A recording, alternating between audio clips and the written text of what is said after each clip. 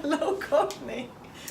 Hey everyone, welcome back to my channel. Today I'm here with Vasiliki, who I met exactly 1 year ago because we started our PhDs 1 year ago. I can't believe it. Yeah, me either. That means we're in second year, so we're just going to talk you through how we felt our first year was like, where we're at, and yeah, just tell you about first year experience. Yes, definitely. I just remember the first day we met. We were in the common room in the old building, all 7 new PhDs. I remember someone asked us, I think it was Dylan, about what we are going to do for our PhDs.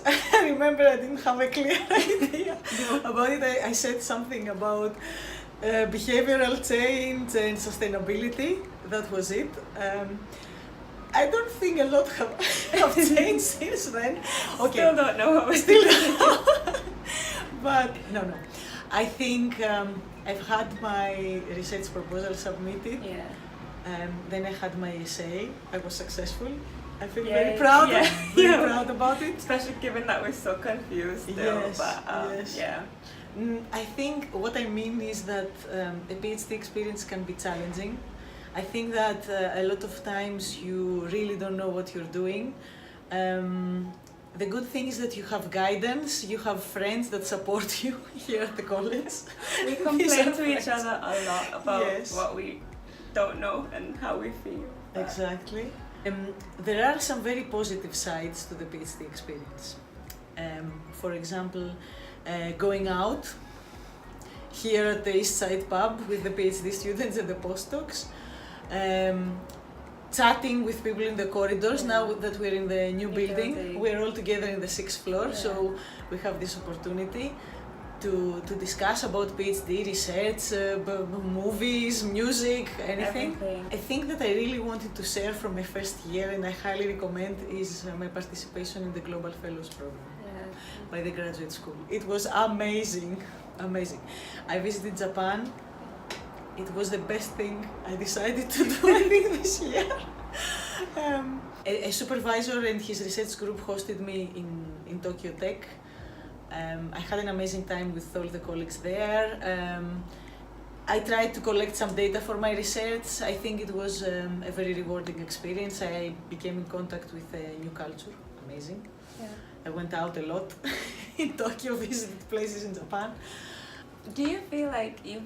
Because sometimes I feel like I haven't done as much as I thought I would have. So, because we're doing policy, I feel like I just keep reading and reading and reading and... Yes, this definitely happened when I started doing my literature review. I just started reading papers, and then looking at the references, I found more interesting papers and reading again. Keep reading again. And I think everything expanded in my mind. But now that I'm reading about...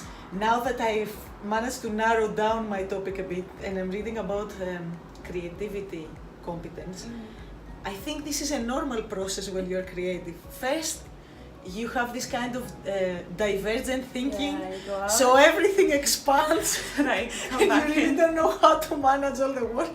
And then you're trying to narrow it down, which is the convergent component of this thing. Yes, but at some point after the essay, I thought I really need to make another literature review. Me too. So I got I'm so at this point.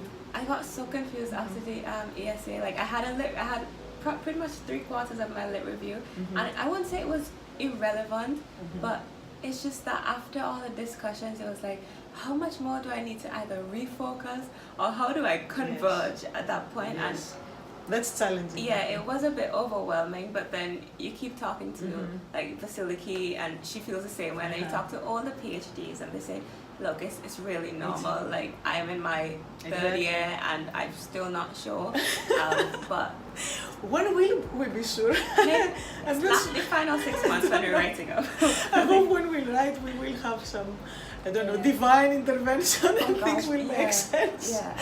For me, it was, in the beginning, it was like really challenging because you come in and they're like, yeah, a PhD is when you contribute something new and so great or whatever. And then I was like, how do I was struggling with this something novelty new? thing Yeah, for the PhD. I was struggling, and then Dan was like, oh no, you just need to think of it in a smaller sense. Like, it could be new. It doesn't have to be a completely new idea. Exactly. It just has to be, you could do something somebody else did, but apply it to a different region, and it would be new for that region. And for me, well, I'm really Caribbean, so it was like, yeah, well, It's new for this region. Another thing that I think helped me is that I participated in a lot of outreach activities, because this gave me the feeling and the sense that I'm doing something that has impact, and I got feedback from it. This was really helpful. I think this was an empowering experience, that you can participate in activities that make a difference, and then you feel this kind of boost of self-confidence, and then you go back to your PhD and you can do things. Because in our PhD, it's like Dan said yesterday, if you want to make impact now, a PhD is not for you. If you want to be an expert and then 3-4 Dan was years, right yesterday talking to the new PhD then you'll start making an impact. Because right now, that's one of the things I struggle with. It's like, I would love to help, and I always want my PhD to like end up being practical, but sometimes you're in the moment and things are happening in the world, and you're just like, why am I not actually there helping? But you have to think the long term. I remember that. I remember my motivation for doing this PhD, because I used to work as a teacher, and I really had this day-to-day routine to follow, and I thought I was making an impact, and then at some point I said, is it right? Am I making an impact? Are people becoming more sustainable? Perhaps I should just withdraw, do the PhD, think about it, do some deep thinking, and then assess this kind of thing, and understand if there is actually a change in what people are doing. Now that I'm in this process, sometimes I miss this kind of active lifestyle, but I think yes, I think it's worth it. Yeah, it is worth it. What I think, because it's a lot of development. Because we don't always produce a project. So like when you're in a master's or undergrad, you're always producing a project. You have an assignment, you have a deadline like that. Yes. But unless you set one, and neither of us have published yet. Hopefully soon. Hopefully soon. But you get to the ESA and the research proposal kind of act as the milestones. Tell us, okay, you're here, you're there. But there's so much more to the PhD in terms of professional development, mentally, and professionally as well. Because we have the graduate school with those.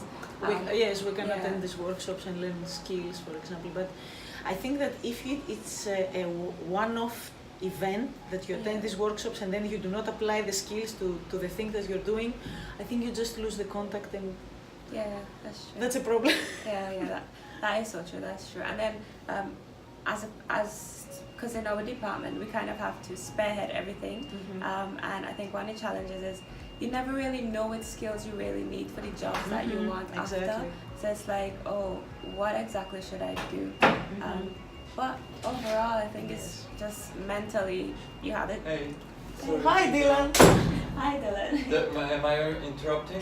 Yeah, we're filming, but perhaps you can come and say hi. Come and say hi. Come and say hi to the film. Dylan's just interrupted. I just wanted to say that one of the people who have supported us a lot the last 1 year, the first year here, is Dylan. It's amazing, guys. He's also my twin. This is something I have to say. Mentally it's a lot of development, because as Vasiliki was talking about motivation, and you have to really have that motivation for your PhD. And when you lose it, you need to just remember why you decided to do it in the first place. Because there are moments that it's like when you diverge, and then maybe because we're out there right now, and then ESA sometimes it's like, you still need to narrow it down. But then you kind of just get so lost. You can't really find yourself, and then you ask yourself, why am I really doing this when I could just probably go out there and get a job and do something. And PhD stipends aren't that great, especially living in London. But okay, there are opportunities for Yeah, students yeah. to do things, Like- even if London is expensive. Yeah, but London is great. London Yes. is great. So much to do, and we get to like lecture and help out on courses, Exactly. which you could earn extra. I time. think another challenge is to manage all the things that you have to do, because you can do many things in London, so perhaps sometimes you can steal time from your PhD to do other things, Yeah. and then you feel guilty for not investing as much time in your PhD. So yes, you have to be wise. Yeah, and balance. you have to be wise. But the flexibility is nice, where you could just say, okay, I'm going to travel or going home or whatever. But you managing, we have like, it's not just your PhD you manage. You have to manage your grant. You have to do all the admin stuff All for the your admin PhD. stuff, yes. It's not just a matter of, oh yeah, I'm doing the research and that's it. You had to send tons of emails and It's stuff like not. that. Sometimes it feels Organize the like meetings, meet the people, coordinate some groups. yeah. You have to do a lot of things. Yeah, you have to do a lot. So if you want to do a PhD, just make sure you have actually decided that this is what you Yes. want. It's not a matter This should of be a conscious decision. yeah, a conscious And you decision. should have the motivation to do it. It's not a matter of I want to do it because I I want want to to- stay in a certain Yes, or I want to country. be a doctor or something No, like well, that. a doctor because you can't save a life. And in the UK, they don't really put so much emphasis on the doctor Exactly. title. But make sure that you want to do it, and well. And keep your friends close because you Friends will close, need have them. a good circle, have a good Yes. supervisor. Research a supervisor. If you're interested in a supervisor, talk to students who they have Yes. currently and find out how they are, because This is supervisor is important, and managing your relationship and having a good relationship with Yeah. your supervisor, I think, is the key. it is a key. Yeah. Alright, thank you for watching, Thank you. and thank you to Vasiliki for being here. I don't know if you didn't say exactly what you're doing, so Okay. Okay, the last thing for me. My PhD is on education for sustainable development. So I'm researching the competencies that are needed to realize a sustainable society, and I'm building a model and a tool for these competencies. yeah. See, 1 year later, and she could tell you. And I can tell you what I'm doing. And thank you, Courtney, for this video. You're always welcome. You'll probably see her again. Oh.